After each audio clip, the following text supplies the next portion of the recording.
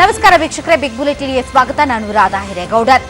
ಇವತ್ತಿನ ಬಿಗ್ ಬುಲೆಟಿನ್ನಲ್ಲಿ ಒಂದು ಘಟನೆಯನ್ನ ನಿಮ್ಮ ಮುಂದೆ ಇಡ್ತಾ ಇದ್ದೀವಿ. ಆ ದೃಶ್ಯವನ್ನ ನೋಡಿದ್ರೆ ನಿಜಕ್ಕೂ ಕೂಡ ನಾಗರಿಕ ಸಮಾಜ ತಲೆ ತಗ್ಗಿಸುವಂತದ್ದು ಮತ್ತು ನಮ್ಮ ವ್ಯವಸ್ಥೆಯ ವಿರುದ್ಧ ಒಂದು ರೀತಿಯ ಆಕ್ರೋಶ ವ್ಯಕ್ತವಾಗುತ್ತೆ. ಹಾಗಾದ್ರೆ ಆ ಘಟನೆ ಏನು ಅನ್ನೋದನ್ನ ನಿಮ್ಮ ಮುಂದೆ ಇಡ್ತೀವಿ. ಇಡೀ ರಾಜ್ಯವೇ ತಲೆ ತಗ್ಗಿಸುವಂತಹ, ಕರ್ನಾಟಕದ ಇತಿಹಾಸದಲ್ಲಿ ಕಪ್ಪು ಚುಕ್ಕೆಯಾಗಿ ಉಳಿಯಬಲ್ಲಂತಹ ಒಂದು ಘಟನೆ ಮಡಿಕೇರಿಯಲ್ಲಿ ವರದಿಯಾಗಿದೆ.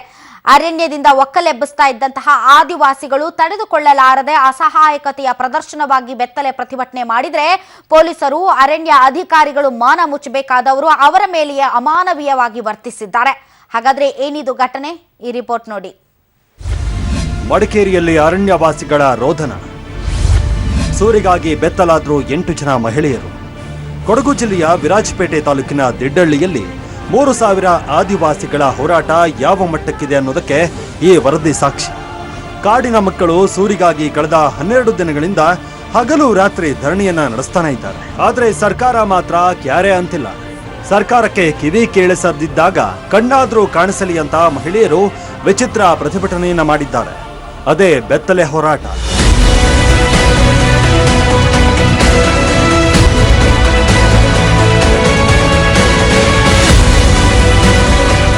ಇದೇ ಡಿಸೆಂಬರ್ 7ರಂದು ಸುಮಾರು 300 ಮಂದಿ ಪೊಲೀಸರು 2 ಜೆಸಿಬಿಗಳ ಜೊತೆಗೆ ಬಂದು ಏಕಾಏಕಿ ಆದಿವಾಸಿಗಳ ಮನೆಗಳನ್ನ ಕೆಡವಿದ್ರು. ಕೈ ಮುಗಿದು ಕಾಲಿಗೆ ಬಿದ್ದು ಬೇಡ್ಕೊಂಡ್ರೂ ಕೂಡ ತೆರವು ಕಾರ್ಯಾಚರಣೆಯನ್ನ ನಿಲ್ಲಿಸಲಿಲ್ಲ. ಕೊನೆಗೆ ಬೇರೆ ದಾರಿ ಕಾಣದೆ ನಿರ್ದಯಿ ಪೊಲೀಸರ ಮುಂದೆಯೇ 8 ಮಂದಿ ಮಹಿಳೆಯರು ಬಟ್ಟೆ ಬರೆಯನ್ನ ಬಿಚ್ಚಿ ಬೆತ್ತಲೆ ಪ್ರತಿಭಟನೆಯನ್ನ ಶುರು ಮಾಡಿದ್ರು.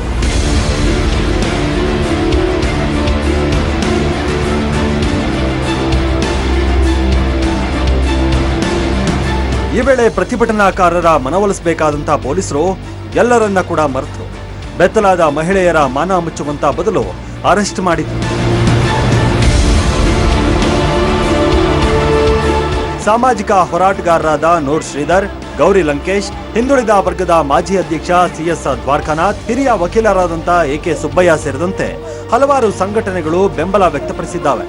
ಪೊಲೀಸರ ಈ ವರ್ತನೆ ಬಗ್ಗೆ ಇಡೀ ರಾಜ್ಯಾದ್ಯಂತ ಖಂಡನೆ ವ್ಯಕ್ತ ಆಗಿದೆ. ಅಮಾನುಷವಾಗಿ ಅರಣ್ಯ ಇಲಾಖೆಯವರು, ಪೊಲೀಸ್ ಇಲಾಖೆಯವರು ವರ್ತಿಸಿದ್ದಾರೆ. ಇವ್ರನ್ನ ಯಾರು ಬೆತ್ತಲೆ ಮಾಡ್ತಾ ಇದ್ದಾರೋ ಅವ್ರು ಬೆತ್ತಲೆ ಆಗಬೇಕು. ಇಡೀ ನಾಗರಿಕತೆ ತಲೆ ತಗ್ಗಿಸುವಂತ ಒಂದು ಪ್ರಕರಣ. ಕೊಡಗು ಜಿಲ್ಲೆ ಅತ್ಯಂತ ವಿದ್ಯಾವಂತರ ಜಿಲ್ಲೆ, ಬುದ್ಧಿವಂತರ ಜಿಲ್ಲೆ, ಅತ್ಯಂತ ಹೆಚ್ಚು ಸೈನಿಕರನ್ನ, ಸೈನ್ಯ ಅಧಿಕಾರಿಗಳನ್ನ ದೇಶಕ್ಕೆ ಕೊಟ್ಟಂತ ಜಿಲ್ಲೆಯಲ್ಲಿ ಈ ತರ ನಡೆಯುತ್ತಂದ್ರೆ ನಮ್ಮೆಲ್ಲರಿಗೂ ಕೂಡ ಅವಮಾನ, ಸರ್ಕಾರಕ್ಕೆ ಅವಮಾನ. ಮಣಿಪುರದಲ್ಲೊಮ್ಮೆ ಹೀಗೆ ಪ್ರತಿಭಟನೆಯನ್ನ ನಡೆಸಲಾಗಿತ್ತು. ಅಂತಹದ್ದೇ ಘಟನೆ ಇವತ್ತು ಮಡಿಕೇರಿಯಲ್ಲಿ ಆಗಿದ್ದು ದುರದೃಷ್ಟಕರ. 6 ತಿಂಗಳ ಹಿಂದೆ ಇದೇ ಜಿಲ್ಲಾಧಿಕಾರಿ ವಿನ್ಸೆಂಟ್ ರಿಚರ್ಡ್ ಡಿಸೋಜಾ ಆದಿವಾಸಿಗಳಿಗೆ ಕರೆಂಟ್, ನೀರಿನ ಸೌಲಭ್ಯವನ್ನ ಕಲ್ಪಿಸಿಕೊಟ್ಟಿದ್ರು. ಆದ್ರೆ ಈಗ ಒಕ್ಕಲೆಬ್ಬಿಸಿದ್ದಾರೆ. ಇವತ್ತು ಮಧ್ಯಾಹ್ನ ಮತ್ತೆ ಪಬ್ಲಿಕ್ ಟಿವಿ ಜೊತೆಗೆ ಮಾತನಾಡಿದ ಡಿಸಿ ಡಿಸೋಜಾ ಶೀಘ್ರದಲ್ಲೇ ಸೂರಿನ ವ್ಯವಸ್ಥೆ ಮಾಡೋದಾಗಿ ಭರವಸೆ ಕೊಟ್ಟಿದ್ದಾರೆ. ಒಂದೇ ಮಾತು ನಾನು ಹೇಳ್ತಾ ಇದ್ದೀನಿ, ಅವರಿಗೆ ಪುನರ್ವಸತಿ ಕಲ್ಪಿಸಿ ನಾವು ಬದ್ಧರಾಗಿದ್ದೀವಿ. ಅದಕ್ಕೆ ಅವರು ಸಹಕರಿಸಬೇಕು. ಈ ತರ ಒತ್ತಡ ಹಾಕೋದು ಸರಿಯಲ್ಲ. ನಾವು ನಮ್ಮ ಕರ್ತವ್ಯ ನಾವು ನಿರ್ವಹಿಸ್ತಾ ಇದ್ದೀವಿ. ಒಟ್ನಲ್ಲಿ ನಮ್ಮನ್ನಾಳುವಂತಹ ಸಿಎಂ ಸಿದ್ದರಾಮಯ್ಯ, ಗೃಹ ಸಚಿವ ಪರಮೇಶ್ವರ್ ಅವರಿಗೆ, ಇವರ ಜೊತೆ ಅರಣ್ಯ ಸಚಿವರಿಗೆ, ಕಂದಾಯ ಸಚಿವ ಕಾಗೋಡು ಅವರಿಗೆ ಯಾವುದೂ ಕೂಡ ಕಣ್ಣಿಗೆ ಕಾಣಿಸ್ತಾ ಇಲ್ಲ ಅನ್ಸುತ್ತೆ. ಪಾಪ ಅವರಿಗೆ ಅವರದ್ದೇ ಸಚಿವರ, ಶಾಸಕರ ಕೇಸುಗಳನ್ನ ಬಗೆಹರಿಸಿಕೊಟ್ರೆ ಸಾಕಾಗ್ಬಿಟ್ಟಿದೆ. Mallikarjun, public TV, Madikeri. ಇನ್ನು ಬೆತ್ತಲೆ ಪ್ರತಿಭಟನೆ ಮಾಡಿದ ಆ ಮಹಿಳೆ ಮಾಧ್ಯಮಗಳ ಜೊತೆ ಮಾತನಾಡಿದ್ದಾರೆ. ನಾವು ಎಷ್ಟೇ ಪ್ರತಿಭಟನೆ ಮಾಡಿದ್ರು, ಅಂಗಲಾಚಿ ಬೇಡಿದ್ರು, ನಮ್ಮ ಅಸಹಾಯಕತನವನ್ನ ಪ್ರದರ್ಶನ ಮಾಡೋದಕ್ಕೆ ಉಳಿದಿದ್ದು ಇದೊಂದೇ, ಅದನ್ನ ಮಾಡಿದ್ದೇವೆ ಅಂತ ತಮ್ಮ ಅಳಲನ್ನ ತೋಡಿಕೊಂಡಿದ್ದಾರೆ. ಸಂದರ್ಭದಲ್ಲಿ ಬೆತ್ತಲೆ ಆಗ್ಬೇಕಂತ ನಮ್ದು ಏನು ಉದ್ದೇಶ ಅಂತ ಇಟ್ಕೊಂಡಿದ್ದಾರೆ ಅಂತಂದ್ರೆ, ನಮ್ಗೆ ಇವತ್ತು ಸರ್ಕಾರದಿಂದ ಯಾವುದೇ ರೀತಿಯ ಬೆನಿಫಿಟ್ ಸಿಗದೆ ನಾವು ಅಂತ ಕಟುಕರಾಗಿರತಕ್ಕಂಥ ಈ ಗುಡಿಸಲುಗಳನ್ನ ತಡೆಯಾದ್ರೂ ಮಾಡಬಹುದು ಅನ್ನೋ ಉದ್ದೇಶದಿಂದ ಇವತ್ತು ಆ ಬೆತ್ತಲೆಯನ್ನ ಮಾಡಿದೀವಿ. ಅಂದ್ರೂ ಕೂಡ ಇವತ್ತು ಅಧಿಕಾರಿಗಳು ಇವತ್ತು ಅದನ್ನ ಗಮನಸರಿಸದೆ ಇವತ್ತು ನೆಗ್ಲೆಕ್ಟ್ ಮಾಡ್ಕೊಂಡು ನಮ್ಮನ್ನ ಒಂದು ಜೇನು ಕುರುಬ ಹೆಣ್ಣು ಮಗಳು ಇವತ್ತು ಬೆತ್ತಲೆ ಮಾಡಿದಾರಲ್ಲ, ಅವರು ನಿಜವಾಗ ಅವರು ಅಧಿಕಾರಿಗಳಲ್ಲ, ಅವರು ಮನುಷ್ಯರಲ್ಲ, ಅವರು ಮಾನವೀಯತೆ ದೃಷ್ಟಿಯಿಂದ ನೋಡ್ತಾ ಇಲ್ಲ. ಇವತ್ತಿನ ದಿನದಲ್ಲಿ ನಮ್ಗೆ ಅಂತ ಪರಿಸ್ಥಿತಿಯಲ್ಲಿ ನಮ್ಮ ಮಕ್ಕಳುಗಳನ್ನ ಉಳಿಸ್ಕೊಳ್ಬೇಕಂತ ನೋಡಿದೀವಿ, ಅದನ್ನು ತಡೆ ಒಡ್ಡಿದೀವಿ. ಮೇಟಿ ರಾಸಲೀಲೆ ಪ್ರಕರಣಕ್ಕೆ ಸಂಬಂಧಪಟ್ಟಂತೆ ದಿನಕ್ಕೊಂದು ಟ್ವಿಸ್ಟ್ ಟರ್ನ್ಸ್ ಸ್ಫೋಟಕ ಸುದ್ದಿಗಳು ಬಯಲಾಗ್ತಾನೆ ಇವೆ. ಸಂತ್ರಸ್ತ ಮಹಿಳೆ ಬಿಜೆಪಿ ಕಾರ್ಯಕರ್ತರೊಬ್ಬ ಸೇರಿದಂತೆ 4 ವಿರುದ್ಧ ದೂರನ್ನು ದಾಖಲಿಸಿದ್ದಾರೆ. ಎಲ್ಲೋ ಒಂದು ಕಡೆ ಮಾಜಿ ಸಚಿವರ ಪರವಾಗಿ ಮತ್ತು ಅವರಿಗೆ ಸಹಾನುಭೂತಿ ತೋರಿಸುವಂತಹ ನಡೆಗೆ ಸಂತ್ರಸ್ತ ಮಹಿಳೆ ಮುಂದಾಗಿದ್ದಾರಾ ಅನ್ನುವಂತಹ ಅನುಮಾನ ಬರುತ್ತೆ. ಇದಕ್ಕೆ ಸಂಬಂಧಪಟ್ಟಂತಹ ಬೆಳವಣಿಗೆಗಳು ಇವತ್ತೇನೇನಾಗಿವೆ ಬನ್ನಿ ನೋಡಿ. ಮೇಟಿ ಕಾಮಕಾಂಡಕ್ಕೆ ಸ್ಫೋಟಕ ಟ್ವಿಸ್ಟ್. ಮೇಟಿ ಪರ ಸಂತ್ರಸ್ತೆ ಸಹಾನುಭೂತಿ. ಮಾಜಿ ಸಚಿವ HY ಮೇಟಿ ರಾಸಲೀಲೆ ಪ್ರಕರಣ ಸಂಬಂಧ ಬಾಗಲಕೋಟೆಯ ನವನಗರ ಠಾಣೆಯಲ್ಲಿ ಸಂತ್ರಸ್ತ ಮಹಿಳೆ ರಾತ್ರೋರಾತ್ರಿ ದೂರನ್ನ ದಾಖಲಿಸಿದ್ದಾರೆ. ಗನ್ಮ್ಯಾನ್ ಸುಭಾಷ್ ಸೇರಿದಂತೆ ಬಿಜೆಪಿ ಕಾರ್ಯಕರ್ತ ಅಶೋಕ್, ಸಿದ್ದಲಿಂಗ ಹಾಗೂ ಮಿರಾಜ್ ಕರ್ ವಿರುದ್ಧ ದೂರು ನೀಡಿದ್ದಾರೆ. ಈ 4 ಮೇಟಿ ಜೊತೆಗೆ ಮಲಗುವಂತೆ ಬಲವಂತ ಮತ್ತು ಬೆದರಿಕೆ ಒಡ್ಡಿದ್ರು ಅಂತ ಆರೋಪಿಸಿದ್ದಾರೆ. ಈ 4 ಮೇಲೆ ಜೀವ ಬೆದರಿಕೆ, ಕಿಡ್ನಾಪ್, ವಸ್ತ್ರಾಪಹರಣ ಯತ್ನ ಸೇರಿದಂತೆ ವಿವಿಧ ಆರೋಪದ ಮೇಲೆ ದೂರನ್ನ ದಾಖಲು ಮಾಡಲಾಗಿದೆ. ಆದರೆ ಮೇಟಿ ವಿರುದ್ಧ ಯಾವುದೇ ದೂರು ನೀಡಿಲ್ಲ. ಇದನ್ನ ನೋಡಿದ್ರೆ ಮೇಟಿ ಮೇಲೆ ಮಹಿಳೆಗೆ ಸಹಾನುಭೂತಿ ಇದೆಯಾ ಅನಿಸ್ತಾ ಇದೆ. ಸಂತ್ರಸ್ತೆಯನ್ನ ಮುಂದಿಟ್ಕೊಂಡು ಮೇಟಿ ಹೊಸ ಆಟವಾಡ್ತಾ ಇದ್ದಾರಾ? ಹಾಗೆ ಸುಭಾಷ್ ಮತ್ತು ಸಂಗಡಿಗರು ಅರೆಸ್ಟ್ ಆಗ್ತಾರಾ ಅನ್ನುವಂತ ಅನುಮಾನಗಳು ಕೂಡ ಈಗ ಶುರುವಾಗಿದೆ. ಮೇಟಿ ರಾಸಲೀಲೆ ಪ್ರಕರಣ ಪಕ್ಕ ಹನಿ ಟ್ರ್ಯಾಪ್. ಮಹಿಳೆಯನ್ನ ಬಳಸಿಕೊಂಡು ಗನ್ಮ್ಯಾನ್ ಸುಭಾಷ್ ಹನಿ ಟ್ರ್ಯಾಪ್ ನಡೆಸಿದ್ದ ಅಂತ ಪ್ರಾಥಮಿಕ ವಿಚಾರಣೆಯಲ್ಲಿ ಸಿಐಡಿ ಅಂತಿಮ ನಿರ್ಣಯಕ್ಕೆ ಬಂದಿದೆ. ಹನಿ ಟ್ರ್ಯಾಪ್ ಬಳಿಕ ಸುಭಾಷ್ 10 ಕೋಟಿ ಕೊಡುವಂತೆ ಮೇಟಿಗೆ ಬ್ಲಾಕ್ ಮೇಲ್ ಮಾಡಿದ್ದ. ಆದ್ರೆ 10 ಕೋಟಿ ಅಸಾಧ್ಯ ಎಂದು ಮೇಟಿ ಚೌಕಾಸಿಗೆ ಮುಂದಾಗಿದ್ರಂತೆ. ಅಂತಿಮವಾಗಿ ಅವರವರಲ್ಲೇ ಮತಭೇದ ಉಂಟಾಗಿ ಸಿಡಿ ಬಹಿರಂಗ ಆಗಿದೆ. ಅನುಪಮಾ ಶೆಣೈಗೂ ಮೇಟಿ ಪ್ರಕರಣಕ್ಕೂ ನಂಟಿದ್ಯಾ? ಮೇಟಿ ಪ್ರಕರಣಕ್ಕೆ ಟ್ವಿಸ್ಟ್ ಮೇಲೆ ಟ್ವಿಸ್ಟ್ ಸಿಗ್ತಾ ಇದೆ. ರಾಜೀನಾಮೆ ಕೊಟ್ಟಿದ್ದ ಡಿವೈಎಸ್ಪಿ ಅನುಪಮಾ ಶೆಣೈಗೆ ಮರಳಿ ಕೆಲಸ ಕೊಡುವಂತೆ ಮೇಟಿ ಮುಂದೆ ಸುಭಾಷ್ ಬೇಡಿಕೆ ಇಟ್ಟಿದ್ರಂತೆ. ಅನುಪಮಾ ನೆರವಿಗೆ ಬರೆದಿದ್ರೆ ಸಿಡಿಯನ್ನ ರಿಲೀಸ್ ಮಾಡುವಂತ ಬೆದರಿಕೆ ಕೂಡ ಹಾಕಿದ್ನಂತೆ. ದಿನಪತ್ರಿಕೆಯೊಂದಕ್ಕೆ ಸಂದರ್ಶನ ನೀಡಿರುವಂತ ಮೇಟಿ ಅನುಪಮಾ ಶೆಣೈ ಹಾಗೂ ಸುಭಾಷ್ ಹೆಸರನ್ನ ಕೂಡ ಪ್ರಸ್ತಾಪ ಮಾಡಿದ್ದಾರೆ. ವಿಜಯಲಕ್ಷ್ಮಿ ತುಂಬಾ ಕೋಪಿಷ್ಟೆ. ಈ ನಡುವೆ ಆಯುಷ್ ಇಲಾಖೆ ಅಧಿಕಾರಿಗಳು ಸಂತ್ರಸ್ತೆಯ ಬಗ್ಗೆ ಮಾತನಾಡಿದ್ದು ಆಕೆ ತುಂಬಾನೇ ಕೋಪಿಷ್ಟೆ. ಆಕೆ ಹೇಳಿದ ಮಾತನ್ನ ಕೇಳ್ತಾ ಇರಲಿಲ್ಲ ಎಂದಿದ್ದಾರೆ. ಹಿಂದೊಮ್ಮೆ ಆಕೆ ವ್ಯಕ್ತಿಯೊಬ್ಬರ ಮೇಲೆ ಲೈಂಗಿಕ ದೌರ್ಜನ್ಯದ ಕೇಸನ್ನ ಕೂಡ ದಾಖಲು ಮಾಡಿದ್ರಂತೆ. ಆದ್ರೆ ಮೇಟಿ ಪರಿಚಯವಾದ ಮೇಲೆ ಆಕೆಯ ನಡೆಯೇ ಬದಲಾಗಿತ್ತಂತೆ. ಅವರು CSS ಸಿಬ್ಬಂದಿ, ಸ್ವಲ್ಪ ಅರೋಗಂಟ್ ನೇಚರ್. ಅವರು ಹಿಂದೆ ಒಂದ್ಸಲ ಒಬ್ರನ್ನ ಡೆಪ್ಟೇಷನ್ ಮಾಡ್ಕೊಂಡಾಗ ಅವ್ರ ಮೇಲೆ ಹಿಂಗೆ ಅಂತ ಹೇಳಿ ಕಂಪ್ಲೇಂಟ್ ಕೊಟ್ಟದ್ದು ಇದೆ. ಅವು ಅರೋಗಂಟ್ ನೇಚರ್ ಆಗಿರೋದ್ರಿಂದ ಕೆಲಸದಲ್ಲಿ ಇತ್ತೀಚೆಗೆ ಕೆಲಸ ತಪ್ಪಿಸೋದು ಅದು ಮಾಡ್ತಿದ್ರು. ಈ ನಡುವೆ ಬೆಂಗಳೂರಿನಲ್ಲಿ ಏನೇ ಸಮಸ್ಯೆ ಇದ್ರೂ ಸೈಲೆಂಟ್ ಆಗಿರುವಂತ ಸಾರಿಗೆ ಸಚಿವ ರಾಮಲಿಂಗಾರೆಡ್ಡಿ ಮೇಟಿ ರಾಸಲೀಲೆ ಬಗ್ಗೆ ಮಾತನಾಡಿದ್ದಾರೆ. ಬಾಹುಬಲಿ ಸಿನಿಮಾದ ರೀತಿ ಸೆಕ್ಸ್ ಸಿಡಿಯನ್ನು ಕೂಡ ಗ್ರಾಫಿಕ್ಸ್ ನಲ್ಲಿ ಮಾಡಲಾಗಿದೆ ಅಂತ ಹೇಳಿಕೆ ಕೊಟ್ಟಿದ್ದಾರೆ. COD ತನಿಖೆ ಮಾಡ್ತಾ ಇದ್ದಾರೆ. ಅದು ನಿಜಾನೋ ಅಲ್ಲೋ ಆ ಘಟನೆ ತನಿಖೆ ಆದ್ಮೇಲೆ ಗೊತ್ತಾಗುತ್ತೆ. ಈಗ ಮೊನ್ನೆ ಒಂದು ಸಿನಿಮಾ ಬಂದಿತ್ತಲ್ಲ, ತೆಲುಗು ಸಿನಿಮಾ ಬಾಹುಬಲಿನಲ್ಲಿ ಯಾವ ರೀತಿ ಸಿನಿಮಾದಲ್ಲೆಲ್ಲ ಇದೆಲ್ಲ ಮಾಡ್ತಾರೆ, ಫ್ಯಾಬ್ರಿಕೇಟು ಆಗಿರ್ಬೋದು, ನಿಜಾನೂ ಇರ್ಬೋದು, ತನಿಖೆ ಆದ್ಮೇಲೆ ಗೊತ್ತಾಗುತ್ತೆ ಅಷ್ಟೇ. ಒಟ್ಟಲ್ಲಿ ಮೇಟಿ ಕೇಸ್ಗೆ ಟ್ವಿಸ್ಟ್ ಮೇಲೆ ಟ್ವಿಸ್ಟ್ ಸಿಗ್ತಾ ಇದೆ. ಮುಂದೆ ಏನೇನಾಗುತ್ತೋ ಕಾದು ನೋಡಬೇಕು. Ravi Hallur, public TV, Bagalkote. ಈ ನಡುವೆ ಮೇಟಿ ರಾಸಲೀಲೆ ಪ್ರಕರಣವನ್ನ ಬಯಲಿಗೆಳೆದ ಆರ್ಟಿಐ ಕಾರ್ಯಕರ್ತ ರಾಜಶೇಖರ್ ಇಂದು ಖ್ಯಾತ ಸಾಮಾಜಿಕ ಹೋರಾಟಗಾರ ಅಣ್ಣಾ ಹಜಾರೆ ಅವರನ್ನ ಭೇಟಿ ಮಾಡಿದ್ದಾರೆ. ಅಣ್ಣಾ ಹಜಾರೆ ಅವರ ಊರಾದ ಮಹಾರಾಷ್ಟ್ರದ ರಾಣೆಗಾಂವ್ ಸಿದ್ದಿಗೆ ಭೇಟಿ ನೀಡಿ ತಾವು ಮಾಡಿದ ಕೆಲಸದ ಬಗ್ಗೆ ಹೇಳಿದ್ದಾರೆ. ಈ ವೇಳೆ ರಾಜಶೇಖರ್ ಬೆನ್ನು ತಟ್ಟಿದ ಅಣ್ಣಾ ಹಜಾರೆ ಶಾಬಾಸ್ ಎಂದಿದ್ದಾರೆ. ಕಾಳದ ನಿಖರ ಮಟ್ಟ ಹಾಕಲು ಪ್ರಧಾನಿ ನರೇಂದ್ರ ಮೋದಿಗೆ ದೇವೇಗೌಡರು ಚಾಲೆಂಜ್ ಮಾಡಿದ್ದಾರೆ. ಅಷ್ಟೇ ಅಲ್ಲ, ರಿಯಲ್ ಎಸ್ಟೇಟ್ ಮಾಡಿ ಬೆಂಗಳೂರಿನಲ್ಲಿ ಕಪ್ಪು ಹಣ ಮಾಡಿಕೊಂಡವರ ಲೀಸ್ಟ್ ನಾನೇ ನಿಮ್ಗೆ ಕೊಡ್ತೀನಿ, ನೀವು ಅವರನ್ನ ಜೈಲಿಗೆ ಕಳಿಸಿ, ಆಮೇಲೆ ನಾನು ನಿಮ್ಮ ಹಿಂದೆ ನಿಲ್ತೀನಿ ಅಂತ ದೇವೇಗೌಡರು ಹೇಳಿದ್ದಾರೆ. ಇನ್ನು ನಾಡಿನ ಜನರಿಗಾಗಿ ಉಪವಾಸ ನಡೆಸಿದೆ, ನನ್ನ ಪ್ರಾಣ ಹೋದ್ರೂ ಪರವಾಗಿಲ್ಲ, ಕಾವೇರಿ ನೀರು ಉಳಿಸಬೇಕು ಅಂತ ದೇವೇಗೌಡರು ಹೇಳಿದ್ದಾರೆ. ಚುನಾವಣೆಯಲ್ಲಿ ಮೋದಿಯವರು ಈ ದೇಶದ ಒಂದು ಆಡಳಿತವನ್ನು ಕೈಗೆ ಹಿಡ್ಕೊಳ್ಬೇಕು ಅನ್ನೋ ಏಕಾಂಗಿಯಾಗಿ ಸುತ್ತಿದ್ರು.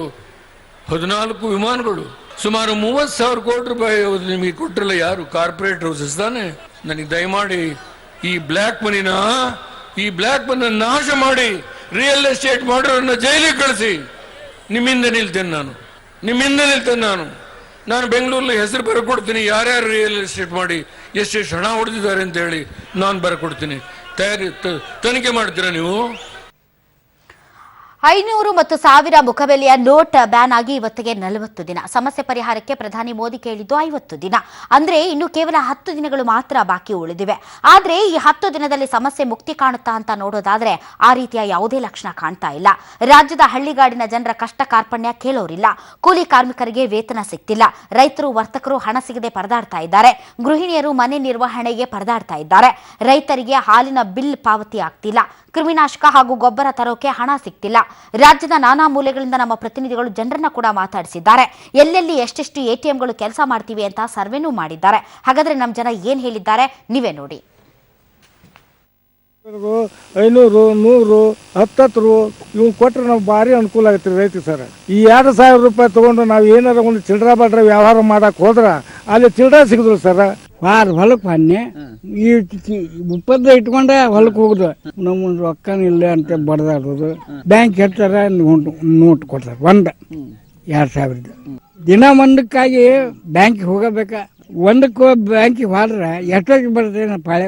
ಈಗ 41 ದಿನ ಆದ್ರೂ ರೊಕ್ಕದ ಬರೋ ಸಮಸ್ಯೆ. ಈಗ ಅವ್ರು ಒಮ್ಮಕ್ ಡ್ರೇನ್ ಅಂತ ಒಮ್ಮಕ್ಲೆ ಮಾಡಿಬಿಟ್ರೆ ಈಗ ಅಂಗಡಿಗೆ ಹೋದ್ರು ಚಿಲ್ಲರ ಬೇಕು ಅಂತಾರೆ. 2,000 ನೋಡಿ ನಮ್ಗೆ ಚಿಲ್ಲರ ಎಲ್ಲಿ ತರಬೇಕು ಅಂತಾರೆ. 1 kg ನಾವು 1 kg 2 kg ತಗೊಂಡ್ರೆ ನಾವು 2,000 ನೋಡಿ ಚಿಲ್ಲರ ಎಲ್ಲಿ ತರಬೇಕು. ರೈತರ ಪರಿಸ್ಥಿತಿ ಅವ್ರ ಖರ್ಚಿಗೆ ಬರ್ತಾ ಇಲ್ಲ. ಹಸು ಮೇಯಿಸೋದೇ ಕಷ್ಟ ಆಗ್ಬಿಟ್ಟಿದೆ. ಹಾಲು ಕೂಡ ನಾವು 200 ಲೀಟರ್ ದಿವಸಕ್ಕೆ ಕಡಿಮೆ ಆಗಿದೆ ನಮ್ದು ಉತ್ಪಾದನೆ. ಅವ್ರಿಗೂ ಊಟಕ್ಕೂ ಇಲ್ಲ, ಹಸು ಮೇವಿಗೂ ಇಲ್ಲ. ಆ ರೀತಿ ಪರಿಸ್ಥಿತಿ ಉತ್ಪಾದನೆ ಆಗಿದೆ. ವಾರಕ್ಕೆ 4 ದಿವಸ 5 ದಿವಸ ಕೊಡ್ತಾರೆ. 2,000 ಕೊಡ್ತಾರೆ. 35,000 ಬಂಡವಾಳ ತಗೊಂಡಿರೋನ್ಗೂ ಒಂದು ತಿಂಗಳಿಗೆ 10,000 ಕೊಟ್ಟಿರೋದು. ಇನ್ನು 25,000 ಏನ್ ಮಾಡೋದು? ಎಲ್ಲಿಂದ ತಂದಾಕೇನಿಂದ ಮೇವಿಗೆ? ಅದಕ್ಕೆ ಈಗ ದೊಡ್ಡವರೆಲ್ಲ ಜಾಸ್ತಿ ದುಡ್ಡುಗಳನ್ನ ತಗೋಬಹುದು. ನಾವುಗಳಿಗೆ ಹೋಗಿ ನಿಂತ್ಕೊಂಡ್ರೆ ನಮಗೆ 1,000 2,000 ಕೊಡೋಕು ಕ್ಯೂ ಹಿಂದೆ ಕಳಿಸ್ತಾರೆ. ಈ ರೀತಿ ನಾವು 2,000 1,000 ಹಿಂಗೆ ತಗೊಂಡ್ಬರ್ತಾ ಇದ್ವಿ. ಕಾಲನ ಮಾಡ್ಕೊಂಡು ಏನೋ ಹೋಯ್ತಾ ಇದ್ವಿ ಸರ್.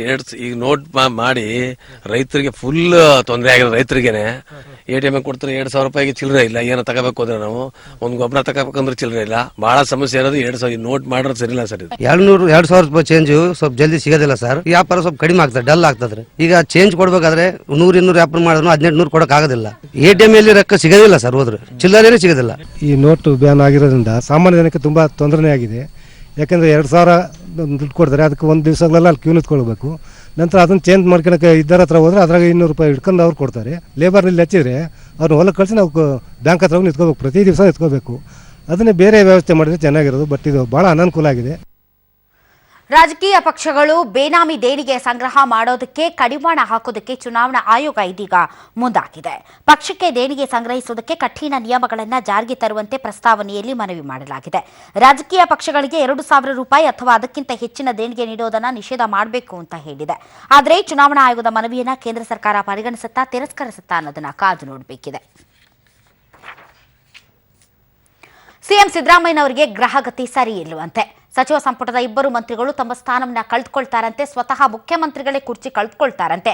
ಹೀಗಂತ BSY ಹಾಕಿರುವ ಬಾಂಬ್ ಈ ಹಿಂದೆ ಸಾಕಷ್ಟು ಕುತೂಹಲಕಾರಿ ಅಂಶಗಳು ಹೊರಬೀಳ್ತಾ ಇವೆ. ಇದು ರಾಜಕೀಯ ವಲಯದಲ್ಲಿ ಈಗ ಹೊಸ ವಿಶ್ಲೇಷಣೆಗೆ, ಚರ್ಚೆಗೆ ನಾಂದಿ ಹಾಡಿದೆ. ಸಿಎಂ ಆಪ್ತ ಸಚಿವರೊಬ್ಬರು ಹಾಗೂ ಸಂಪುಟದ ಮತ್ತೊಬ್ಬ ಸಚಿವರು ರಾಜೀನಾಮೆ ನೀಡ್ತಾರೆ ಅಂತ BSY ಹೇಳಿದ್ದಾರೆ. 2 ಹೆಸರುಗಳು ಈಗ CBI ದಾಳಿಗೆ ಒಳಗಾಗಿರುವ ಅಧಿಕಾರಿಗಳ ಲಿಸ್ಟ್ನಲ್ಲಿ ಇದೆ. RTI ಕಾರ್ಯಕರ್ತ ರಾಜಶೇಖರ್ ಬೇರೆ, ಇನ್ನಿಬ್ಬರು ಸಚಿವರ ರಾಸಲೀಲೆ ಸಿಡಿ ನನ್ನ ಹತ್ರ ಇದೆ ಅಂತ ಹೊಸ ಬಾಂಬ್ ಸಿಡಿಸಿದ್ದಾರೆ. ಹಾಗಾಗಿ ಈ ಸಿಡಿ ಏನಾದರೂ ಬಹಿರಂಗ ಆದರೆ ಅವರಿಬ್ಬರು ಕೂಡ ರಾಜೀನಾಮೆ ಕೊಡಬೇಕಾಗುತ್ತೆ ಅಂತ BSY ಬಾಂಬ್ ಹಾಕಿದ್ದಾರೆ. ಆದರೆ ದಾಖಲೆ ಇದ್ರೆ ಬಿಡುಗಡೆ ಮಾಡಲಿ, ಸುಮ್ಮನೆ ಆರೋಪ ಮಾಡಬಾರ್ದು. ಯಾವ ನೈತಿಕತೆ ಮೇಲೆ ಇವರು ಈ ರೀತಿಯ ಆರೋಪ ಮಾಡ್ತಾ ಇದ್ದಾರೆ? ಭ್ರಷ್ಟಾಚಾರದ ಬಗ್ಗೆ ಮಾತನಾಡೋದಕ್ಕೆ ಇವರಿಗೆ ನೈತಿಕತೆ ಇದೆಯಾ ಅಂತ ಸಿದ್ದರಾಮಯ್ಯನವರು ತಿರುಗೇಟು ಕೊಟ್ಟಿದ್ದಾರೆ. ಅಲ್ಲದೆ ಮುಂದಿನ ಬಾರಿ ನಮ್ಮದೇ ಸರ್ಕಾರ ಅಧಿಕಾರಕ್ಕೆ ಬರುತ್ತೆ ಅಂತ ಕೂಡ ಅತಿಯಾದ ಆತ್ಮವಿಶ್ವಾಸ ವ್ಯಕ್ತಪಡಿಸಿದ್ದಾರೆ. ಬಹುಶಃ ಇನ್ನೊಂದು 15 ದಿವಸದಲ್ಲಿ 3ರಿಂದ 4 ಜನ ಸಚಿವರು ಅನೇಕ ಬೇರೆ ಬೇರೆ ಕಾರಣಗಳಿಗಾಗಿ ಕ್ಯಾಬಿನೆಟ್ ಇಂದ ಇಳಿಬೇಕಾಗುತ್ತೆ. ಕೆಲವರು ದೊಡ್ಡ ಒಂದು ಶಿಕ್ಷೆಯನ್ನು ಅನುಭವಿಸಬೇಕಾಗುತ್ತೆ. ಯಡಿಯೂರಪ್ಪನಿಗೆ ಶಾಸ್ತ್ರ ಗೊತ್ತಾ? ಬಹಳ ವಿಪರ್ಯಾಸ ಅಂತಂದ್ರೆ ಯಾರಿಗೆ ನೈತಿಕತೆನೇ ಇಲ್ವೋ ಅವ್ರು ಇವೆಲ್ಲ ಮಾತಾಡಕ್ ಶುರು ಮಾಡ್ಬಿಟ್ಟಿದ್ದಾರೆ. ನಮ್ಗೆ ಅದೇ ಆಶ್ಚರ್ಯ ಆಯ್ತಾ ಇರೋದು. ಭ್ರಷ್ಟಾಚಾರದ ಬಗ್ಗೆ ಮಾತಾಡೋರು, ಜೈಲ್ಗೆ ಹೋದವರು, ಭ್ರಷ್ಟಾಚಾರ ಮಾಡಿದವರು, ಮಾಡಬಾರ್ದನ್ನೆಲ್ಲ ಮಾಡಿರೋರು, ಇದ್ರ ಬಗ್ಗೆ ಇಂಥವ್ರ ಬಗ್ಗೆ ಮಾತಾಡೋದು. ಏನ್ ಹೇಳೋದು? ಈಗ ಆಯ್ತು, ಯಡಿಯೂರಪ್ಪನವರು ಇದ್ರೆ ದಾಖಲಾತಿಗಳಿದ್ರೆ ಕೊಡ್ಲಿ. ಮಾಜಿ ಸಚಿವ ಜನಾರ್ದನ್ ರೆಡ್ಡಿ ಅವರ ಪುತ್ರಿಯ ವಿವಾಹಕ್ಕೆ 100 ಕೋಟಿ ಬ್ಲಾಕ್ ಮನಿಯನ್ನ ವೈಟ್ ಮನಿ ಮಾಡಿಸಿಕೊಟ್ಟಂತಹ ವಿಶೇಷ ಭೂಸ್ವಾಧೀನಾಧಿಕಾರಿ ಭೀಮಾನಾಯ್ಕರ ಆಸ್ತಿ ಬಗೆದಷ್ಟು ಬಯಲಾಗ್ತಿದೆ. ಭೀಮಾನಾಯ್ಕ್ ತಮ್ಮ ಇಬ್ಬರ ಪುತ್ರರ ಹೆಸರಿನಲ್ಲಿ 25 ಎಕರೆ ಭೂಮಿ ಖರೀದಿಸಿದ ಪ್ರಕರಣದ ಬೆನ್ನಲ್ಲೇ ಇದೀಗ ಶಾಸಕ ಅನಿಲ್ ಲಾಡ್ರ ಆಸ್ತಿಯನ್ನ ಕೂಡ ಖರೀದಿಸಿರೋದು ಬೆಳಕಿಗೆ ಬಂದಿದೆ. ಅನಿಲ್ ಲಾಡ್ ಒಡೆತನದ ಹೊಸಪೇಟೆಯ ಬಾಂಬು ಬಜಾರ್ನಲ್ಲಿರುವ ಮನೆಯನ್ನ ಸ್ಟೇಟ್ ಬ್ಯಾಂಕ್ ಆಫ್ ಇಂಡಿಯಾ ಹರಾಜು ಹಾಕಿದಾಗ 1 ಕೋಟಿ ರೂಪಾಯಿಗೆ ಅವರು ಹರಾಜಿನಲ್ಲಿ ಖರೀದಿಸಿದ್ದಾರೆ. ಎಸಿಬಿ ತನಿಖೆಯ ವೇಳೆ ಈ ಮಾಹಿತಿ ಬಹಿರಂಗವಾಗಿದೆ. ಈ ನಡುವೆ ಮುಂದಿನ ವರ್ಷವೇ ಚುನಾವಣೆ ಬರುತ್ತೆ, ಕಾರ್ಯಕರ್ತರೆಲ್ಲರೂ ಕೂಡ ಆ ಚುನಾವಣೆಗೆ ರೆಡಿಯಾಗಿ ಅಂತ ಜೆಡಿಎಸ್ ರಾಜ್ಯಾಧ್ಯಕ್ಷ ಕುಮಾರಸ್ವಾಮಿ ತಮ್ಮ ಕಾರ್ಯಕರ್ತರಿಗೆ ಕರೆ ಕೊಟ್ಟಿದ್ದಾರೆ. ಬೆಂಗಳೂರಿನಲ್ಲಿ ನಡೆದ ಪದಾಧಿಕಾರಿಗಳ ಸಭೆಯಲ್ಲಿ ಮಾತನಾಡಿದ ಅವರು, ಬಿಜೆಪಿ ಕಾಂಗ್ರೆಸ್ ಅಧಿಕಾರಾವಧಿಯನ್ನ ಜನ ನೋಡಿದ್ದಾರೆ. ಪ್ರಾದೇಶಿಕ ಪಕ್ಷಗಳ ಅಗತ್ಯ ಏನು ಅಂತ ಜನರಿಗೆ ಗೊತ್ತಾಗಿದೆ. ಈ ಬಾರಿ ಜನರ ಮಧ್ಯೆ ಇದ್ದವರಿಗೆ ಮಾತ್ರ ಟಿಕೆಟ್ ಕೊಡ್ತೀವಿ. ಬೆಂಗಳೂರಿನಲ್ಲಿ 16 ಸೀಟು ಗೆಲ್ಲಬೇಕು ಅಂತ ಕರೆ ಕೊಟ್ರು. ನಾನು ದೇವೇಗೌಡರ ಮಗ ಅಂತ ಚುನಾವಣೆಗೆ ಅರ್ಜಿ ಹಾಕಿಲ್ಲ. ಪರಿಶ್ರಮದಿಂದ ಗೆಲುವು ಸಾಧಿಸಿದ್ದು ಎಲ್ಲರೂ ಹೀಗೆ ಬೆಳಿಬೇಕು ಅಂತ ಕರೆ ಕೊಟ್ರು. ಈ ಬಾರಿ 113ರಿಂದ 120 ಸ್ಥಾನ ಗೆಲ್ಲಬೇಕು ಅಂದ್ರು. ಮೋದಿ ಏನೇ ಬ್ಯಾನ್ ಮಾಡಿದ್ರು ನಮ್ಮ ಬಳಿ ಅದಕ್ಕೂ ಮೀರಿದ ಕೀರ್ತಿ ಇದೆ. ಮುಂದಿನ ಚುನಾವಣೆಗೆ ಹಣ ಖರ್ಚು ಮಾಡೋ ಮಾರ್ಗ ಗೊತ್ತು ಅನ್ನೋ ದಾಟಿಯಲ್ಲಿ ಅವರ ಮಾತು ಇದ್ದಂತಿತ್ತು. ನಾಳೆಯಿಂದ ಉತ್ತರ ಕರ್ನಾಟಕದಾದ್ಯಂತ ಪ್ರವಾಸ ಮಾಡ್ತೀನಿ ಅಂತ HDK ಹೇಳಿದ್ದಾರೆ. ರಾಮನಗರದಲ್ಲಿ ನಿಲ್ಲಿಸಬೇಕು ಅಂತ ಹೇಳಿ ನಾನು ತೀರ್ಮಾನ ತಗೊಂಡಾಗ ಅವತ್ತು ಸಕ್ರಿಯವಾಗಿ ಜನಗಳ ಜೊತೆ ಬೆರಲಿಕ್ಕೆ ಹೊರಟೆ. ಜನವೇ ನನ್ನನ್ನು ಗುರುತಿಸಿದ್ರು. ಇವತ್ತು ಏನು ಕಾಂಗ್ರೆಸ್ ಬಿಜೆಪಿ ಬಗ್ಗೆ ಅಸಹ್ಯ ಬಂದಿದೆ. ಇವತ್ತು ನರೇಂದ್ರ ಮೋದಿ ಅವರ ಬಗ್ಗೆ ನಾನು ಚರ್ಚೆ ಮಾಡ್ಲಿಕ್ಕೆ ಹೋಗೋದಿಲ್ಲ. ಕಾಲವೇ ನಿರ್ಧಾರ ಮಾಡುತ್ತೆ. ಇವತ್ತು 27 ಸ್ಥಾನ ಇರತಕ್ಕಂತ ಬೆಂಗಳೂರಿನಲ್ಲಿ ಕನಿಷ್ಠ 16 ಸ್ಥಾನ ಇವತ್ತು ನಾವು ಗೆಲ್ಲೇಬೇಕು ಕನಿಷ್ಠ. ನೂತನ ಸೇನಾ ಮುಖ್ಯಸ್ಥರ ನೇಮಕಾತಿ ಈಗ ವಿವಾದವಾಗಿ ಮಾರ್ಪಟ್ಟಿದೆ. ಸೇನಾ ಮುಖ್ಯಸ್ಥರ ನೇಮಕಾತಿಯಲ್ಲಿ ಲೆಫ್ಟಿನೆಂಟ್ ಜನರಲ್ ಬಿಪಿನ್ ರಾವತ್ ಮಾಡಿದ ಬಳಿಕ ಕಾಂಗ್ರೆಸ್ ಮತ್ತು ಎಡಪಕ್ಷಗಳು ತೀವ್ರ ಆಕ್ರೋಶ ಮತ್ತು ವಿರೋಧ ವ್ಯಕ್ತಪಡಿಸ್ತಾ ಇವೆ. ಬಿಪಿನ್ ರಾವತ್ ನೇಮಕ ಮಾಡಲು ಇನ್ನಿಬ್ಬರು ಹಿರಿಯ ಅಧಿಕಾರಿಗಳನ್ನು ಕಡೆಗಣಿಸಲಾಗಿದೆ ಅಂತ ಇದೀಗ ಕೇಳಿಬಂದಿರುವ ಹೊಸ ಆರೋಪ. ಕಾಂಗ್ರೆಸ್ ವಕ್ತಾರ ಮನೀಶ್ ತಿವಾರಿ ಮಾತನಾಡಿ, ರಾವತ್ ಅವರ ಅರ್ಹತೆಯನ್ನ ಪ್ರಶ್ನೆ ಮಾಡಿಲ್ಲ. ಆದರೆ ಹಿರಿಯ ಅಧಿಕಾರಿಗಳನ್ನ ಸೂಪರ್ ಸೀಡ್ ಮಾಡಿ 4ನೇ ಸ್ಥಾನದಲ್ಲಿದ್ದ ಬಿಪಿನ್ ರಾವತ್ ಅವರನ್ನ ನೇಮಕ ಮಾಡಿದ್ದು ಯಾಕೆ? ಹಿಂದೆ ಬಿದ್ದಂತಹ ಆ ಅಧಿಕಾರಿಗಳೇನು ಅಸಮರ್ಥರಾಗಿದ್ರಾ ಅಂತ ಪ್ರಶ್ನೆ ಮಾಡಿದ್ದಾರೆ. ಕೇಂದ್ರ ಸರ್ಕಾರದ ಈ ನಿಲುವು ಇದೇ ಮೊದಲಲ್ಲ. ಸಿವಿಸಿ ನೇಮಕ, ಜಾರಿ ನಿರ್ದೇಶನಾಲಯ ನಿರ್ದೇಶಕರು, ಸಿಬಿಐ ಮುಖ್ಯಸ್ಥರ ನೇಮಕ ಮತ್ತು ಸುಪ್ರೀಂ ಕೋರ್ಟ್ ಮುಖ್ಯ ನ್ಯಾಯಮೂರ್ತಿ ನೇಮಕದಲ್ಲೂ ಇದೇ ರೀತಿ ಅನುಸರಿಸಿದ್ದಾರೆ ಮಾರ್ಗವನ್ನ ಅಂತ ಆಕ್ರೋಶ ವ್ಯಕ್ತಪಡಿಸಿದ್ದಾರೆ. ಕೋಲಾರದ ಚಿನ್ನದ ಗಣಿ ಮತ್ತೆ ಪುನರಾರಂಭವಾಗುವ ಎಲ್ಲಾ ಲಕ್ಷಣಗಳು ಕಂಡು ಬರ್ತಾ ಇದೆ. ಕಳೆದ 15 ವರ್ಷಗಳಿಂದ ಚಿನ್ನದ ಗಣಿಗೆ ಬೀಗ ಹಾಕಲಾಗಿತ್ತು. 11 ಕೋಟಿ ಹಣ ಕಾರ್ಮಿಕರಿಗೆ ಬಾಕಿ ಬರಬೇಕಾಗಿತ್ತು. ಆದರೆ ಈಗ ಅದೆಲ್ಲವೂ ಕೂಡ ಈಡೇರುವ ಭರವಸೆ ಸಿಕ್ಕಿದೆ. ಕೇಂದ್ರ ಗಣಿ ಮಂತ್ರಿಗಳನ್ನ ನಿಯೋಗ ಭೇಟಿಯಾಗಿದೆ. ಅಲ್ಲಿಂದ ಗ್ರೀನ್ ಸಿಗ್ನಲ್ ಸಿಕ್ಕಿದೆ. ಚಿನ್ನದ ಗಣಿ ಕಾರ್ಮಿಕ ಸಂಘಟನೆಗಳ ಅಧ್ಯಕ್ಷ ಜಯಕುಮಾರ್ ಹಾಗೂ ಮಾಜಿ ಶಾಸಕ ವೈ ಸಂಪಂಗಿ ನೇತೃತ್ವದ ನಿಯೋಗ ಈ ಸುದ್ದಿಯಿಂದ ತುಂಬಾ ಖುಷಿಯಾಗಿದೆ. ಬೆಂಗಳೂರಿನ ರಮಣಶ್ರೀ ಅಂಧರ ಶಾಲೆಯಲ್ಲಿ ಇವತ್ತು ಸೂಪರ್ ಸ್ಟಾರ್ ರಜನಿಕಾಂತ್ ಅವರ 66ನೇ ಜನ್ಮದಿನವನ್ನು ಆಚರಿಸಲಾಯಿತು. ರಜನಿಕಾಂತ್ ಆಪ್ತ ಗೆಳೆಯ ರಾಜ್ ಬಹದ್ದೂರ್ ಸಹ ಪಾಲ್ಗೊಂಡಿದ್ರು. ರಜನಿಕಾಂತ್ ತಮಿಳುನಾಡು ರಾಜಕೀಯ ರಂಗಕ್ಕೆ ಈಗ ಪ್ರವೇಶ ಮಾಡುವುದು ಸೂಕ್ತ ಸಮಯ ಅಂತ ಎಲ್ಲೆಡೆ ಕೂಗು ಕೇಳಿ ಬರ್ತಾ ಇರುವ ಹಿನ್ನೆಲೆಯಲ್ಲಿ ರಾಜ್ ಬಹದ್ದೂರ್ ಕೂಡ ಜಯಲಲಿತಾ ಬದುಕಿದ್ದಾಗ ರಜನಿ ರಾಜಕೀಯಕ್ಕೆ ಬಂದಿದ್ರೆ ಚೆನ್ನಾಗಿರ್ತಿತ್ತೇನೋ ಅಂತ ತಮ್ಮ ಅಭಿಪ್ರಾಯವನ್ನು ವ್ಯಕ್ತಪಡಿಸಿದ್ದಾರೆ. ಆದರೆ ಎಲ್ಲವೂ ಕೂಡ ರಜನಿಕಾಂತ್ ಅವರಿಗೆ ಬಿಟ್ಟ ನಿರ್ಧಾರ ಅಂತ ಕೂಡ ಹೇಳಿದ್ದಾರೆ.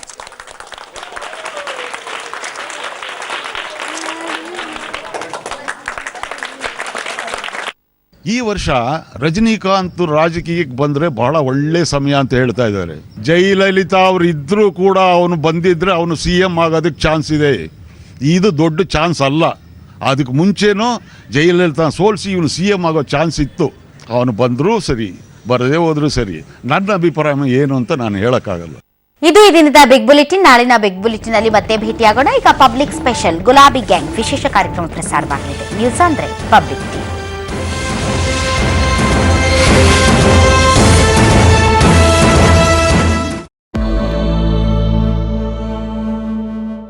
ಇರಾನಿ ಅವರು ಈ ಮೇಟಿ ಅವರ ಕೇಸ್ನಲ್ಲಿ ಮೇಟಿ ಅವರನ್ನ ಭೇಟಿ ಮಾಡಿ ಸುಭಾಷ್ ಅವ್ರ ಜೊತೆಗೆ ಸಂಧಾನ ಮಾಡ್ಕೊಳ್ಳಿ ಅನ್ನುವಂತ ಮಾತುಕತೆ ನಡೆಸಿದ್ರು ಅನ್ನುವಂತ ವಿಚಾರಕ್ಕೆ ಸಂಬಂಧಪಟ್ಟಂತೆ ಮಾಜಿ ಮಂತ್ರಿಗಳಾದಂತಹ ಮುರುಗೇಶ್ ನಿರಾಣಿ ಪಬ್ಲಿಕ್ ಟಿವಿ ಜೊತೆ ಮಾತನಾಡಿದ್ರು. ಅವ್ರು ಏನ್ ಹೇಳಿದ್ರು ಅನ್ನೋದನ್ನ ಕೇಳಿಸ್ಕೊಳ್ಳೋಣ ಬನ್ನಿ. ಒಂದು ಬ್ರೇಕಿಂಗ್ ನ್ಯೂಸ್ ಬರ್ತಾ ಇದೆ ಅಂತ ನೋಡೋಣ ಬನ್ನಿ.